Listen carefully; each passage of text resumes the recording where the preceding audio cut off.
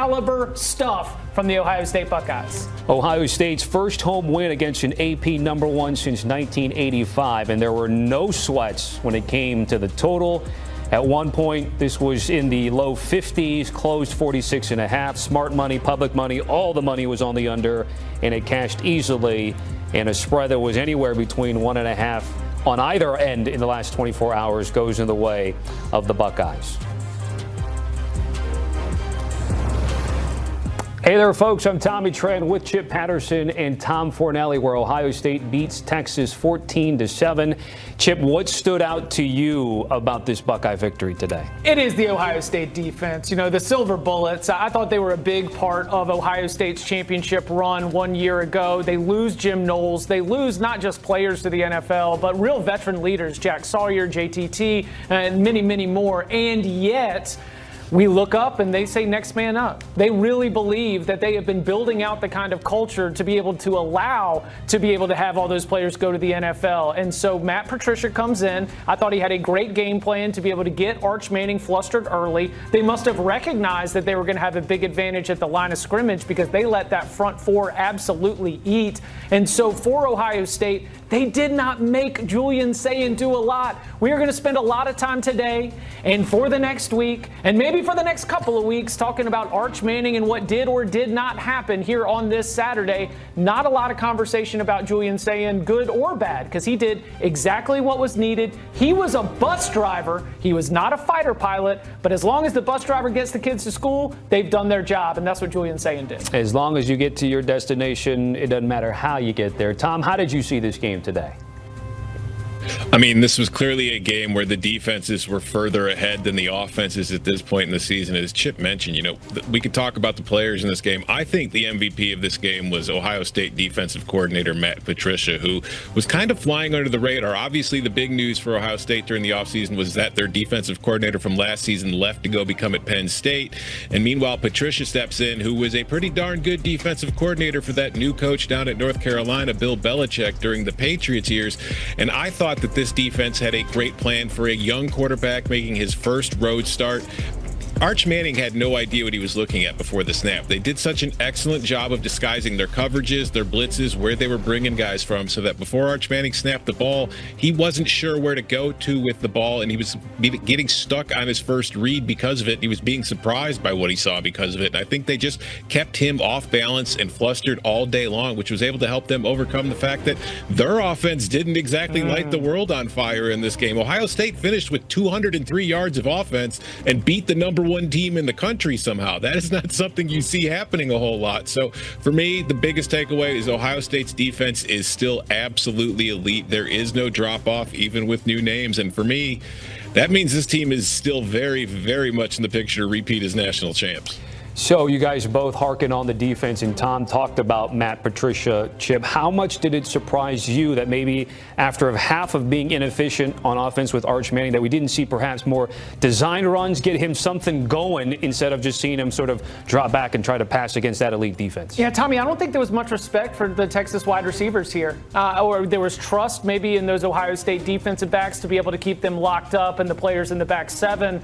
But that is maybe one thing that I overlooked in my preparation for looking at Texas as a number one team in the country and as a national championship contender, because one thing that is really needed to be able to get that quarterback run game going, to be able to get that ground game going, is to have the vertical pass game really be respected. And they lost a lot of receptions when Matthew Golden went off to the NFL draft. And there was an assumption that DeAndre Moore, who flashed at times as a freshman, or maybe even Ryan Wingo, who has that kind of breakaway speed, that they would be able to help continue the development of this offense. But, you know, Texas at wide receiver right now is a real concern. And to be fair, they will not face cornerbacks and safeties like Ohio State most Saturdays when they're going through their schedule. But the Longhorns do have that issue that if you are going to be judged as a national championship contender, you are going to be facing defenses that are close to the caliber of Ohio State's. And that passing game, which again, some of it's on Arch Manning, some of it's on the wide receivers, that passing game is just not going to scare a lot of opponents right now. Yeah, like Arch Manning is going to wear a lot of the criticism for this game because of his name, because of the hype that was surrounding him all offseason coming into the year. But to be fair to Arch Manning, he didn't ask for any of the hype. He wasn't going out here talking about how he was the chosen one and the next great quarterback. That was the media putting that on his shoulders. And frankly, in this game, while he didn't play well, as Chip was just mentioning, his wide receivers weren't getting open. He didn't really have anywhere to go with the ball. His offensive line, which features plenty of new starters and was inexperienced itself, was not doing a good job of blocking and giving him time in the pocket. Now, to Arch's detriment, he did take a little too long with some reads. He was late on throws. He missed some open targets. There is nobody on this Texas offense who, when you go back and watch the tape this weekend when they're back in Austin, is going to feel like they had a good performance. It just did not happen, but he's the one whose last name is Manning, so he's the one who's going to be wearing the criticism for it. And whether or not he wants it or not, he came in as the Heisman hopeful and favorite there. And then we saw his odds certainly fluctuate with how things work today.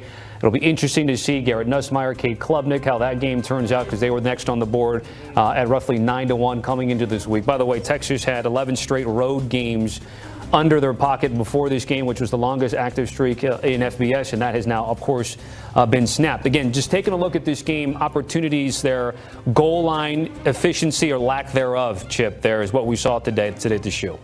Did they watch any tape of Ohio State last season? I mean, how many times did Ohio State come up with goal line stops and short yardage stops? That was something that I thought was very interesting. There wasn't just a little bit more creativity. I mean, I guess a couple of times they did break into a toss, but man, I just was a little bit disappointed. And some of that might have just been what Steve Sarkisian saw in terms of what Matt Patricia was preparing for. But the Buckeyes have made a habit in the last couple of years of being bigger and better and stronger. And when you're on the road, your offensive line, which, as Tom mentioned, has a couple new starters, you really think they are going to be blowing off the ball perfectly?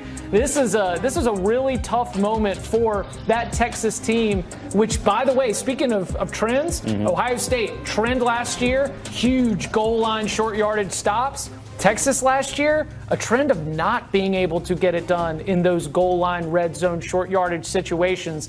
Steve Sarkisian on the Cover 3 podcast, I have mentioned his play calling, his game planning, his scripts often. But one thing that has followed him is that when the field is spread out, there's a lot of things that Sark can draw up in the dirt and be able to go out and have his boys go execute. When the field gets small, things get a little bit more difficult for his offenses, and I think that was something we saw again here today. Tom, what do you think Sark's going to be working on this week as the Longhorns prepare for San Jose State?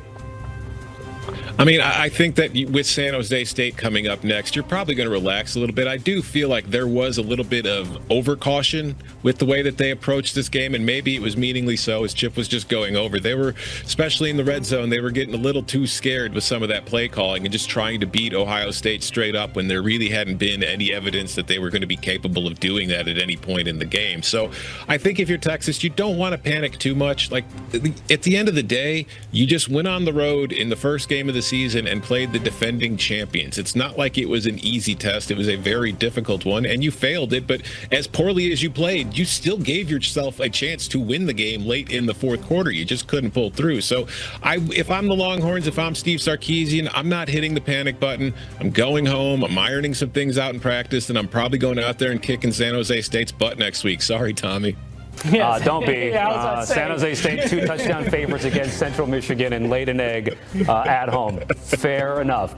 Let's get back to Julian Sain and the Buckeyes, and I'll get both of your guys' thoughts. By the way, one great note for him. First quarterback to beat an AP #1 team in his first career start since Jim Harbaugh in 1984. So the future continues to be bright. Again, to your guys' point about how the offenses and the quarterbacks are maybe held back a little bit, I want to get your thoughts on him and Jeremiah Smith. Jeremiah Smith perhaps having some issues changing gloves. And so what do we anticipate the relationship between them two will be as we get forward for Ohio State? They have Grambling State coming up in 1 week's time. Yeah, I think that, we saw an early drop for Jeremiah Smith. We saw an early drop for Max Clare.